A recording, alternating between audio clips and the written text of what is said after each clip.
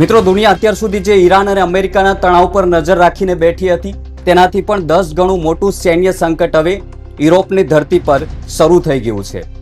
રશિયાના રાષ્ટ્રપતિ Vladimir Putin અત્યારે એક એવા ખતરનાક મૂડમાં આવી ગયા છે જેના પછી આખી દુનિયા ઈરાન યુદ્ધને ભૂલી જશે.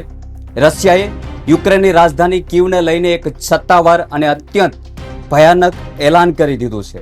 પુતિને સ્પષ્ટ કહી દીધું છે કે હવે મોટી તબાહી થશે, કયામત આવશે અને આકાશમાંથી આગના ગોળા વરસશે. જેમનામાં તાકાત હોય તે પોતાની જાન બચાવીને ભાગી જાય. નમસ્કાર મિત્રો, હું છું દિનેશ ઝાલા અને વિડીયોમાં આગળ વધતા પહેલા અમારી ચેનલને સબસ્ક્રાઇબ કરી લેજો, સાથે જ બેલ આઇકન પર ક્લિક કરવાનું ભૂલશો નહીં, કારણ કે આ ચેનલ પર જીઓપોલિટિકલ એટલે કે આંતરરાષ્ટ્રીયના સાચા અને નિષ્પક્ષ અને ભારતીય રાજનીતિ સાથે જોડાયેલા સાચા અને નિષ્પક્ષ સમાચાર પ્રોવાઈડ કરવામાં આવે છે.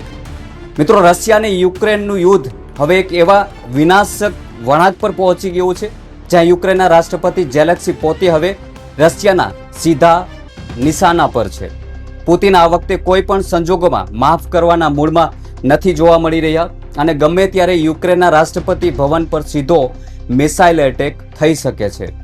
તાજેતરમાં જ યુક્રેનની સેનાએ રશિયાના કબજા હેઠળના સ્ટારોબ્લિસ્ક નામના વિસ્તાર પર આવેલા એક કોલેજ અને સ્ટુડન્ટ હોસ્ટેલની બિલ્ડિંગ પર ભયાનક બોમ્બમારો કર્યો હતો. આ હુમલામાં માહિતી એવી પણ મળી રહી છે કે 20થી વધુ માસૂમ વિદ્યાર્થીઓના કમકમાટી ભર્યા મોત થયા છે.